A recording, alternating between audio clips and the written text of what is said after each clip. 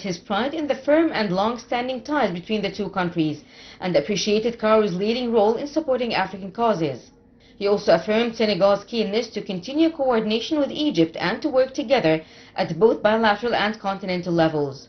Faye further emphasized the need to intensify bilateral cooperation in regional and international forums to strengthen African unity and solidarity.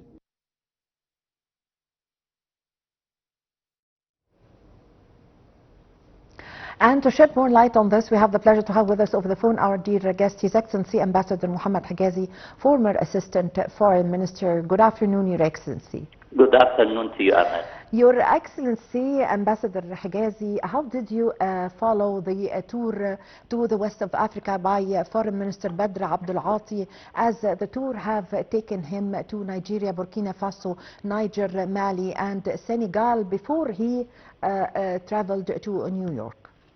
Actually, the African chapter is one of the most important part of the Egyptian foreign policy. The five-station tour was also accompanied by a delegation of 30 business leaders, shows that the relations is not only based on political harmony, but also in investment and trade and economic interests. And Egypt has linked its ties with its African brothers since its leadership to the inauguration of the 2019 declaration of the establishment of the African FTA Africa, the Africa Free Trade Zone, which will lead Africa to integrate its economies through the cooperation between the 7 RECs, the regional economic community that exists in Africa. Egypt is part of the COMESA, but at the same time, the integration of those 7 regions will bring us to the dream of our founder fathers, Nasser, Nyerere, Nkrumah, and others who dreamt of one Africa. So the visit of Foreign Minister Badr Abdul Ati came in this framework, where he met many business leaders, inaugurated even Egyptian projects in those countries, and as you know, many Egyptian companies has already established its ties with African countries long back. And now the foreign minister continues his foreign trips and Egypt communication with the world community through his presence now in one of the world's most important conferences, which is the conference of supporting the two-state solution, which will take place in New York 27th to the 29th. So as from tomorrow and for 2 days, the world leaders will speak about the importance of the two-state solution as an important way to deal with the current situation, where the Israeli attacks on Gaza and in other places in the region proven that not through military force or annexation or aggression or committing war crimes that you can achieve your goals or you achieve your own security.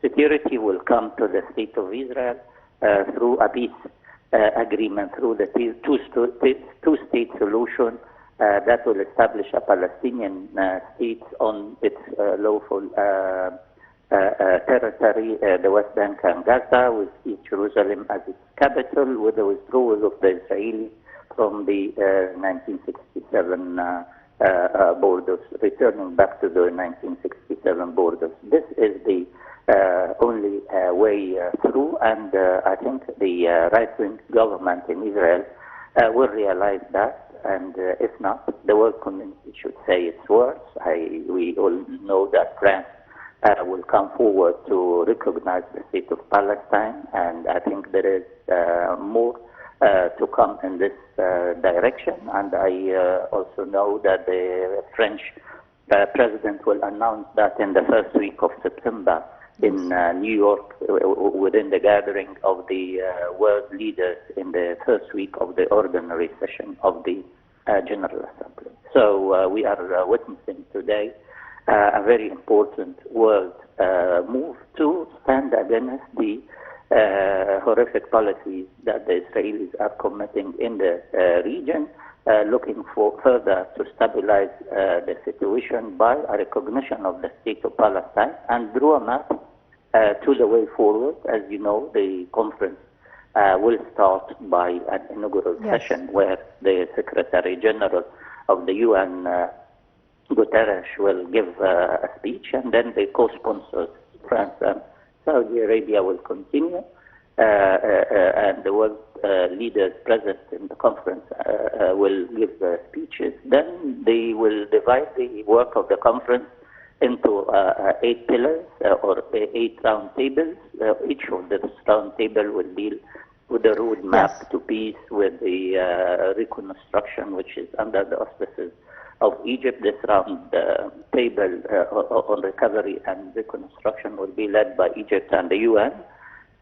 And they will all gather in one document that will establish the roadmap to the two-state solution and the establishment of the Palestinians. Yes. It's a challenge, and we hope it will work. Yes.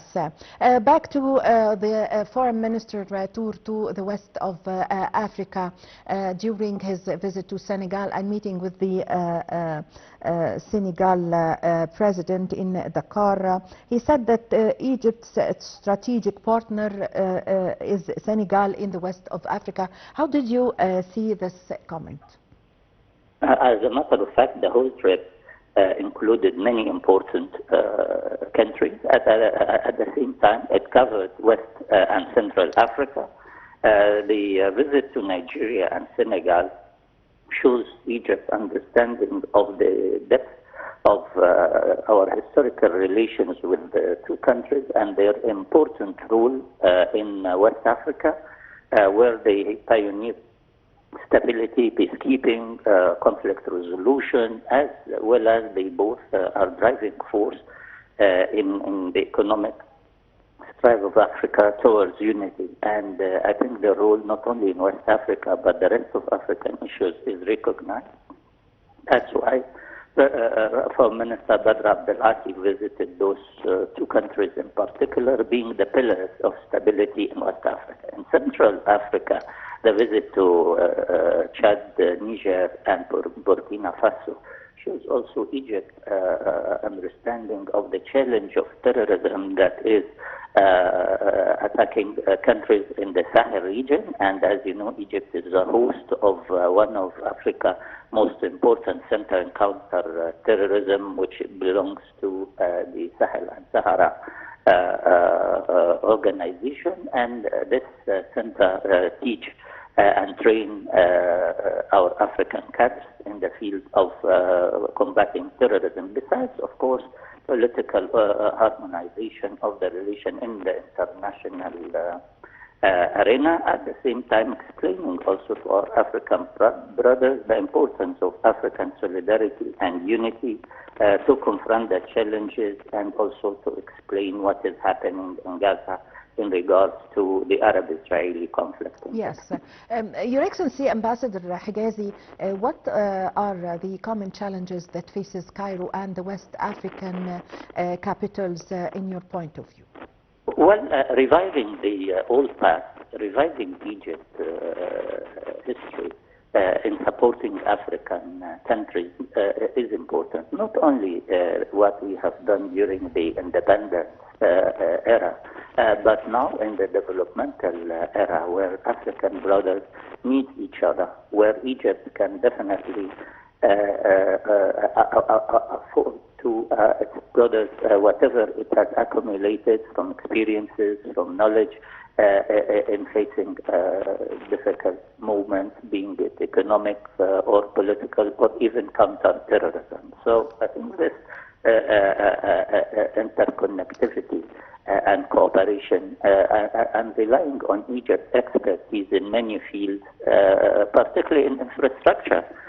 Egypt has completed already, or Egyptian companies rather, have completed already their great achievement in Tanzania, which is Julius Nyerere High Dam, which is one of the wonders now in Tanzania. And I think this has been financed and completed by the hands of Tanzanian and Egyptian workforce, means that we can together work on mega projects and achieve whatever is good for our people. Africa is on top of Egypt's priority, and it will remain so. This is our continent, and its success is from Egypt's success, and I think we are doing that, actually, working on all areas of cooperation.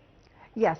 What are the developments in the Sahel and or how are the developments in Sahel and Horn of Africa are affecting the rest of the African continent? As you know, they are definitely two separate geographies, but they are all an African interconnected challenges. The Sahel is facing maybe the challenge of political instability, coup d'etat, but on top of that, the role of the past colonial power on controlling the wealth of those nations have driven those nations to come out of the cover of the old past and seeking a true independence, where one of the most important elements is to find an African solution to African problems. This is what Egypt is proposing to the Sahel. In the Horn of Africa, East Africa is an important strategic region where the maritime security in the Red Sea is affected till the Suez Canal. So working to pacify the situation in Somalia, for example, and integrate its territorial hegemony over its territory, and not allowing separatism or not allowing regional powers or countries to prevail over the others, and working together to create a stabilized Horn of Africa, because Yes. this is the entry to the Red Sea, where a strategic partnership should be initiated between the parties. Particularly, it also contains the Nile Basin, where Egypt is doing its best to bring a solution to the grid situation, where any threat to the security situation in the Red Sea or in the Horn of Africa is a threat to us all, because this is 12%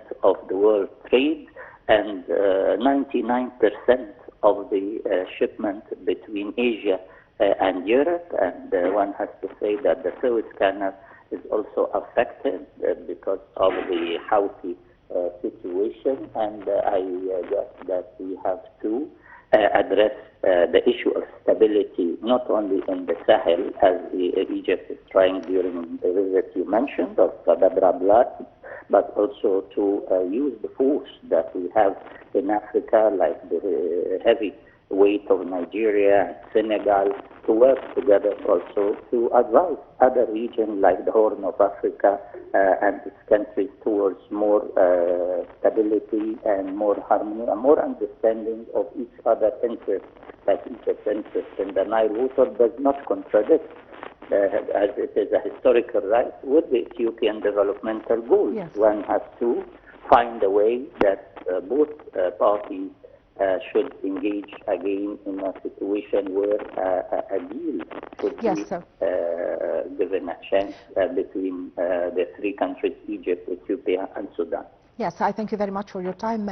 Thank you for your valuable information, Your Excellency Ambassador Mohamed Hegazy, former Assistant Foreign Minister. We really had the honor to have this phone with you. Well, the Senegal is the westernmost country in West Africa, situated on the Atlantic Ocean coastline. Details in the following. Senegal, officially the Republic of Senegal, is the westernmost country in West Africa, situated on the Atlantic Ocean coastline. It borders Mauritania to the north, Mali to the east, Guinea to the southeast, and Guinea-Bissau to the southwest. Senegal nearly surrounds the Gambia, a country occupying a narrow sliver of land along the banks of the Gambia River, which separates Senegal's southern region of Casamance from the rest of the country. It also shares a maritime border with Cape Verde. Senegal is the westernmost country in the mainland of the Old World, or Afro-Eurasia. It owes its name to the Senegal River, which borders it to the east and north. The climate is typically Sahel